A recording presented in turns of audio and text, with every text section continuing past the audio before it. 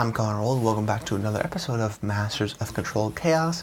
And man, that was good to say. After a long season of the Oscars, a great season of the Oscars, I'm back with my inaugural series, with the series that I continued with last year that I was doing every single week.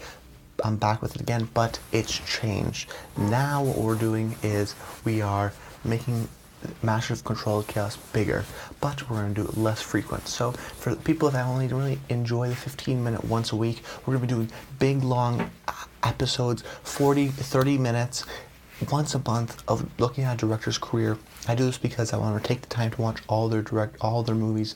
It's hard for me to do it within a week, and I really want to break it down and talk about their best movie really in depth and why they're great. That's the whole central question of this Masters of Controlled Chaos series, where I look at why I think it makes them great, what is their best movie, my favorite movie of theirs, and then an underrated movie of theirs.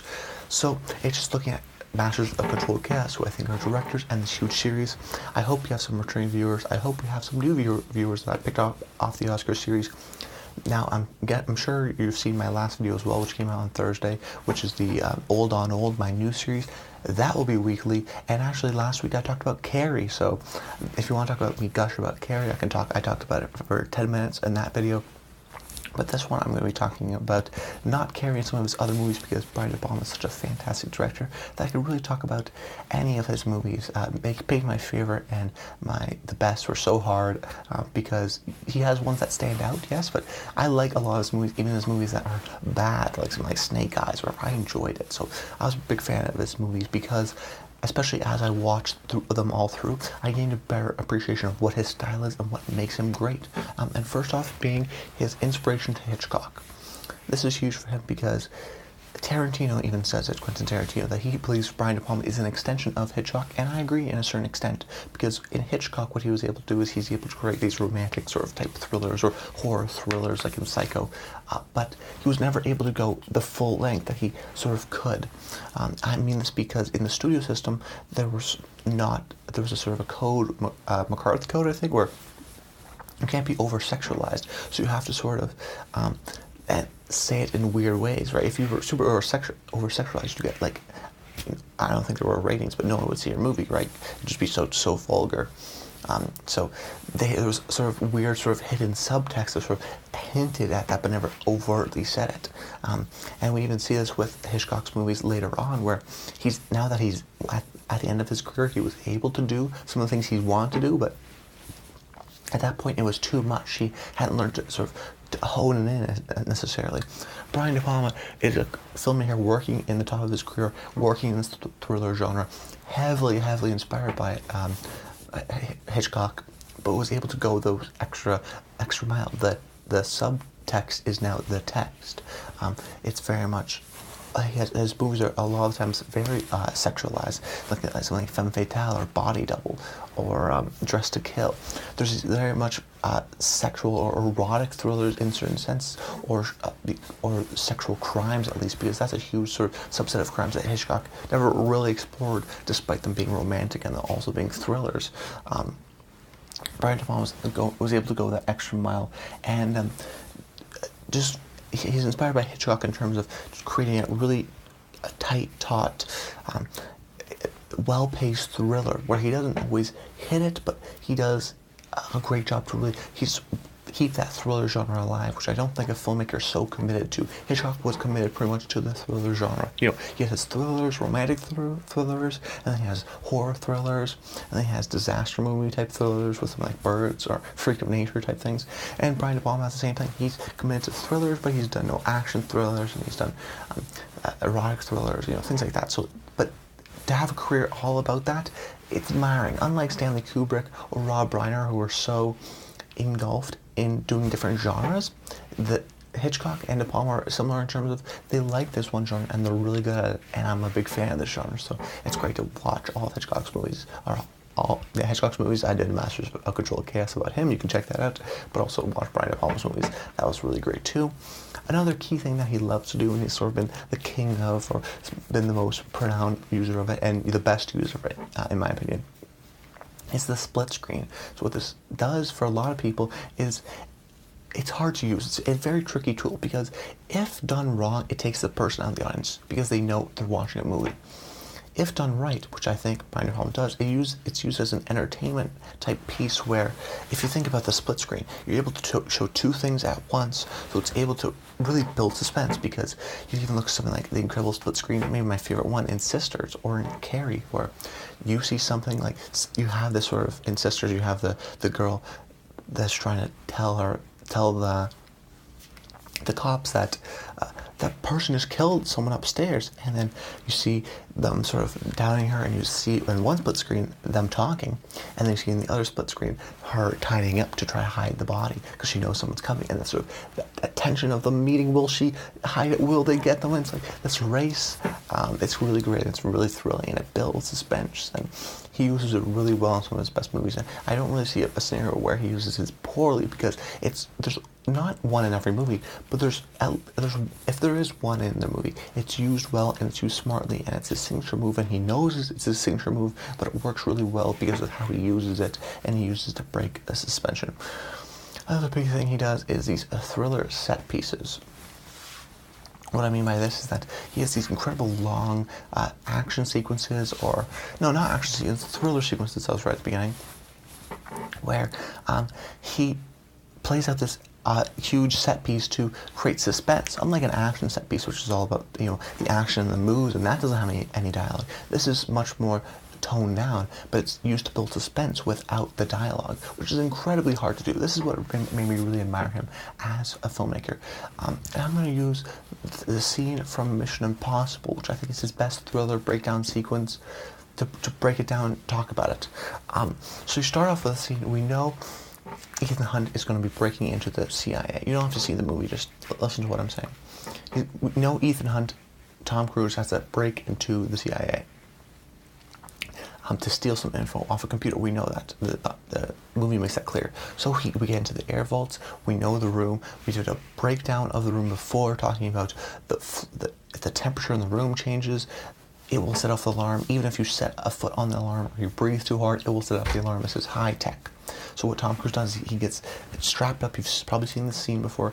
He lowers himself down by the guy who's, doing it manually, which is kind of key. And it shows a shot of the temperature thing, where it has a clear bar that tells the audience whether he's in the green or he's in the red, whether it's good or bad. This clear visual tool. So he goes down, and he's going to go on the computer. But the thing is then he cuts back to a guy who works there coming to the room. Then he leaves the room. Then Tom Cruise comes down because he has to go to the bathroom, as they sort of gave his drink something. So you have this whole sort of set up, these little things to go like this. So now you have Tom Cruise, he's down there, he can't move. If he breathes too hard, it goes so it already builds suspense. Now he's on the computer, and now what Brian De Palma cuts back to the guy out of the bathroom, and he's coming back. Oh shit, he's coming back. So they have to sort of get him back up, and then he comes into the room, and then, oh no, I still have to go to the bathroom. And then he goes back, and then Tom Cruise goes down, and it's this back and forth, and then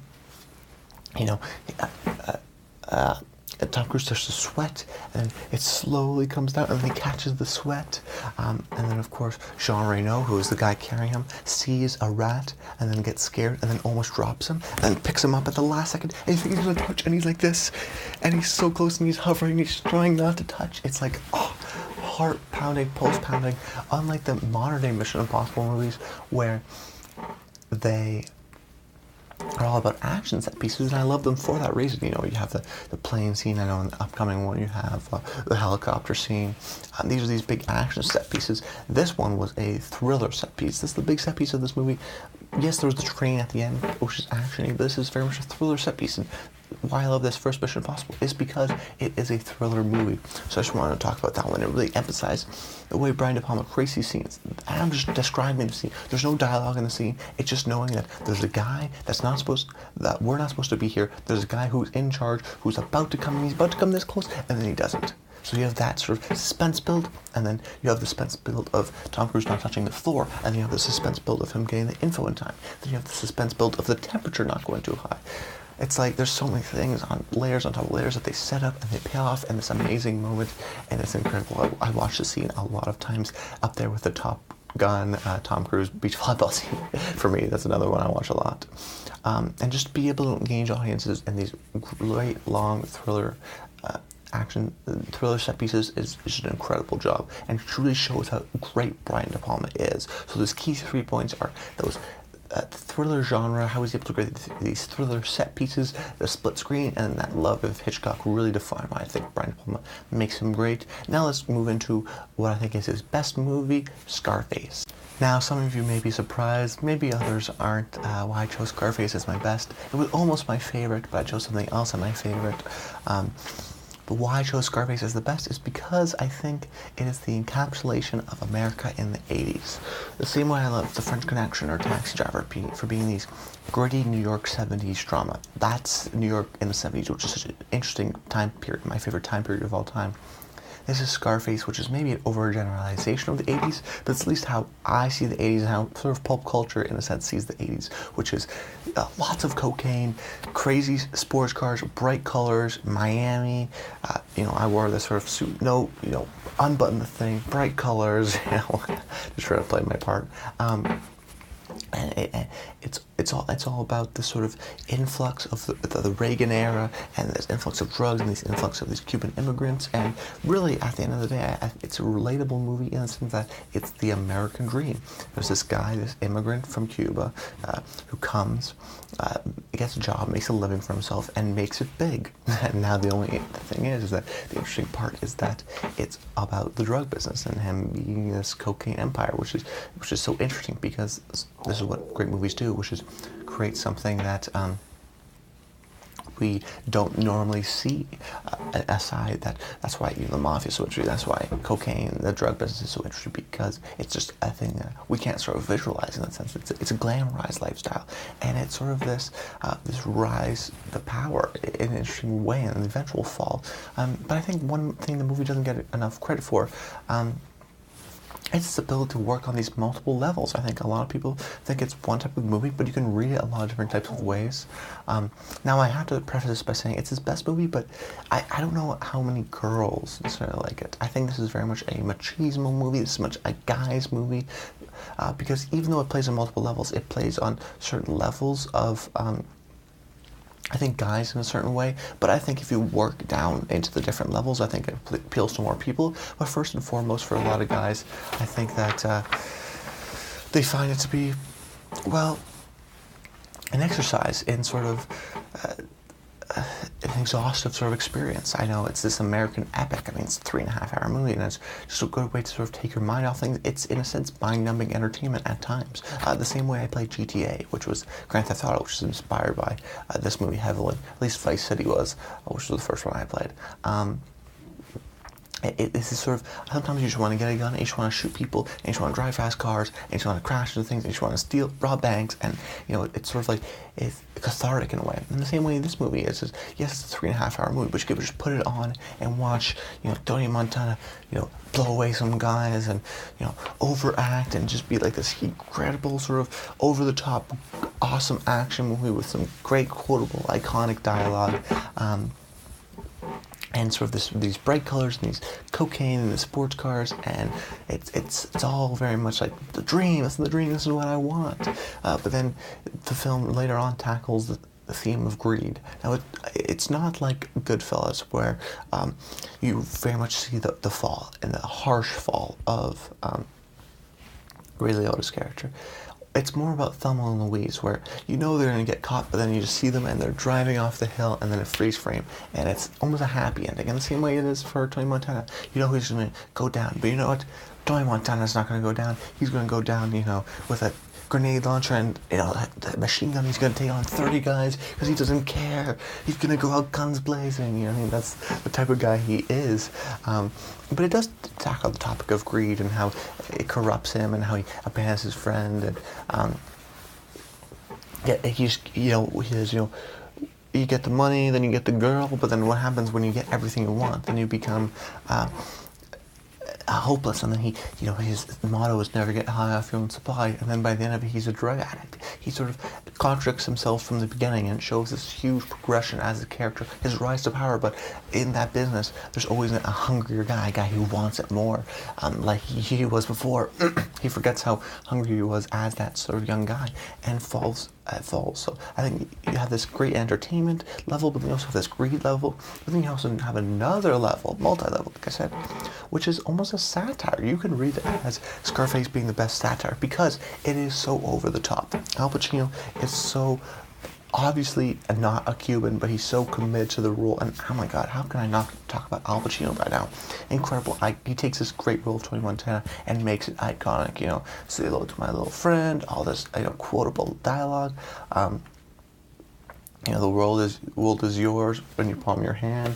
Don't get high off your own supply. I mean, great lines like that. At least I thought. But also, like I said, the satire where it's so much overgeneralization of the '80s and so much over the top and so much action and drugs and sex, and it's almost like an American critique of America in the '80s, of this Reagan era, of this sort of consumerism type shift from the '70s, where everyone loves just buying stuff, and they'll buy this white powder because it makes them cool. They don't even get that much of a high off it, but it's sort of a cultural thing, and everyone gets up on it. And you can see this sort of criticism of the Reagan era. So I think it works on multiple levels in that sense, and I think that's what's great about art. And I think a lot of people don't see this as an art movie, but it is, in the sense that people have taken so many different interpretations of this movie that it is art.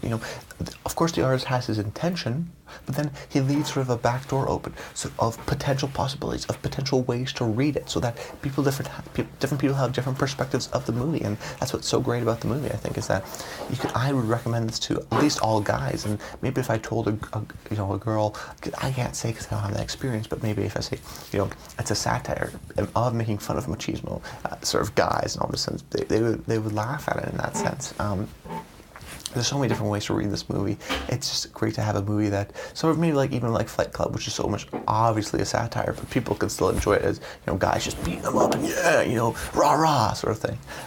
It's just great to have both ways, and I think maybe I'll look back at it and be like, oh really, you chose Scarface as your best? But I think it's just a great movie, and it's sustained in this cultural lexicon for a reason. All right, now let's move over into my favorite movie of his, which is Blowout. So this movie was almost my best, but then it would have to be my best and my favorite because I love this movie so much. So I decided to split the two so I could talk about more of DePalma's filmography. I wish I could talk about all of his films, but if you want, you can check out my letterbox where I'd have little quick sort of couple sentence reviews of each. My name's Connor Old on there if you care. But anyways, Blowout. Now, this movie, if you don't know, is 1981 sort of thriller of many different types, political thriller, crime thriller, inspired by 1966's Michael Antonioni's Blow Up, except that movie looks about visuals and blowing up a picture. This one looks blowing out in terms of the audio and uses the most underrepresented part of every movie, the sound design. This movie is all about sound design, and he uses another element that I never thought was possible, where Brian De Palma can create these incredible long sort of set pieces without dialogue. He can also create these set pieces with sound and just sound. And unlike some modern day movies today, he's able to create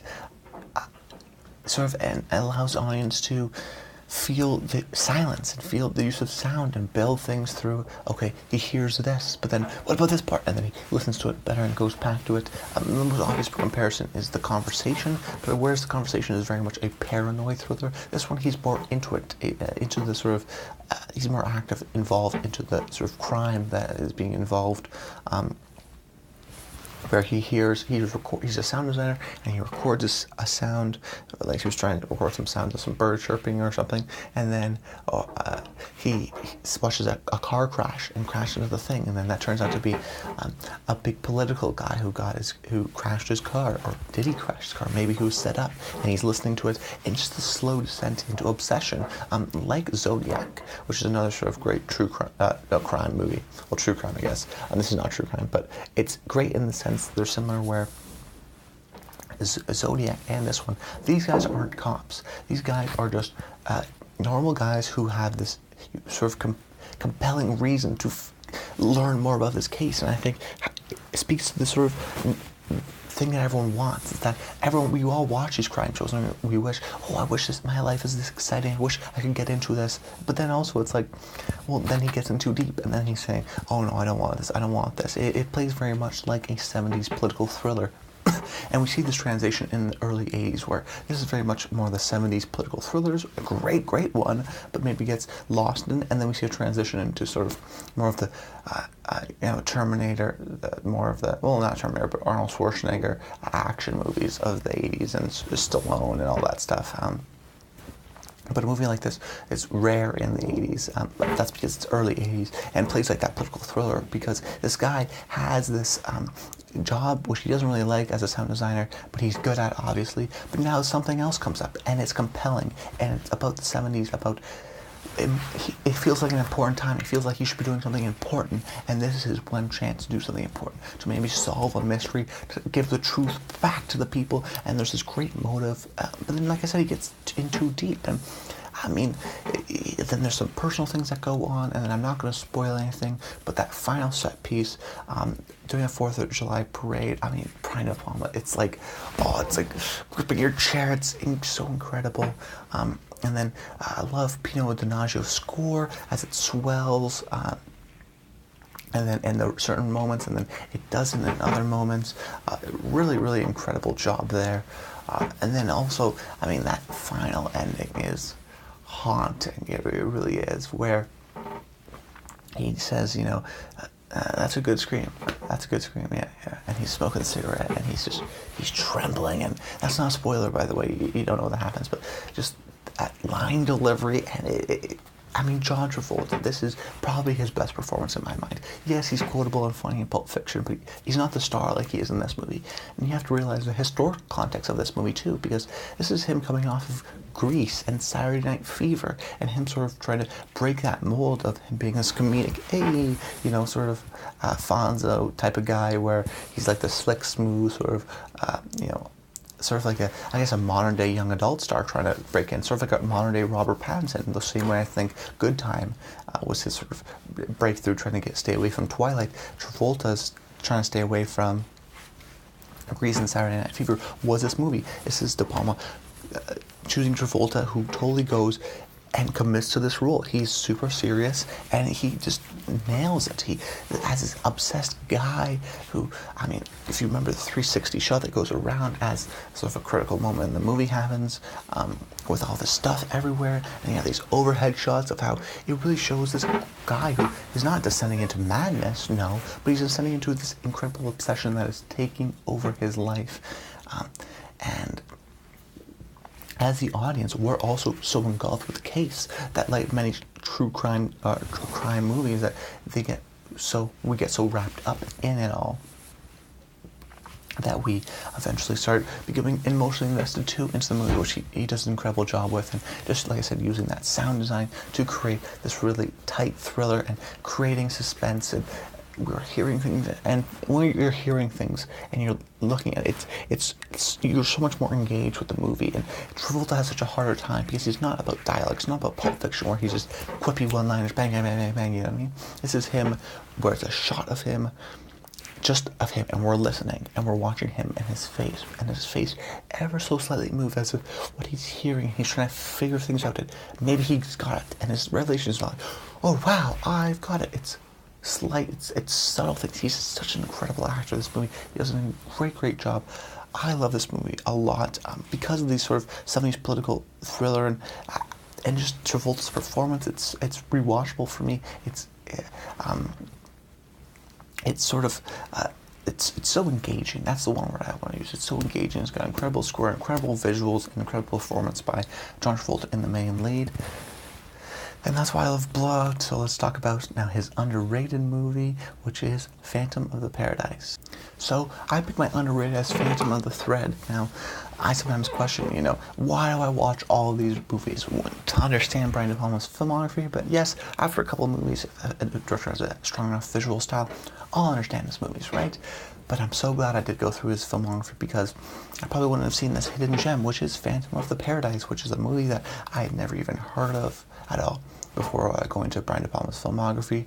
And I'm really glad I did. It's this incredible movie where it's this Rocky Horror Picture Show, but predates Rocky Horror Picture Show by a year, whereas this over-the-top, theatrical, overly dramatic, comedic, satire, rock opera musical. It's so many things. It's insane. It's so hard to describe in a sense, aside from just high praise. This is almost my favorite, but I decided that's such an underrated movie that I can put in an underrated movie section and talk about it anyways. So let's break it down. In terms of theatrical, this movie, I mean, based on the title, is very much inspired by Phantom of the Opera, but it's almost like Phantom of the Rock Opera, in the sense that it's all the songs were written by Paul Williams, who was just an incredible job, this incredible artist he also plays Swan of the record company Swan Song, is it Swan Song or? Oh, there was a huge thing with Led Zeppelin where Swan Song existed, so I think it's Swan. No, it was Death Wish, or no, it's Death Records or something. Yeah. But Swan, it was supposed to be Swan Song, this thing. You can still see it in some things. And that's it. So Swan is an incredible character, of this alluring character. So you have this character played by Bill Finley, who is this incredible musician, but he doesn't fit in with the times. He has these incredible songs, but he's not the right fit. So you have to, Swan takes his music and creates these great singles, and now Bill Finley is out for revenge. He took my songs. I was supposed to be those songs you promised me. And just this sort of manipulation of the music industry, because you have, like many arts industry, the guy in the big business who controls the money, who controls what people see, and then the artist who actually makes the stuff. And a lot of times in the music industry, even more than something like the movie industry, where the movie industry, yes, they'll take it and recut your movie, but in the music industry, they'll form you and morph you into what you want. I mean, even you look at something in Korea with the K-pop people, they're trained for years before they even put it out into the public, because they have to be sort of these perfect sort of ideal people, and that takes years of training and years of bonding. And this one is so much about, it's theatrical because it is Phantom of the Opera, because the acting is very much over the top, and this big bombastic score.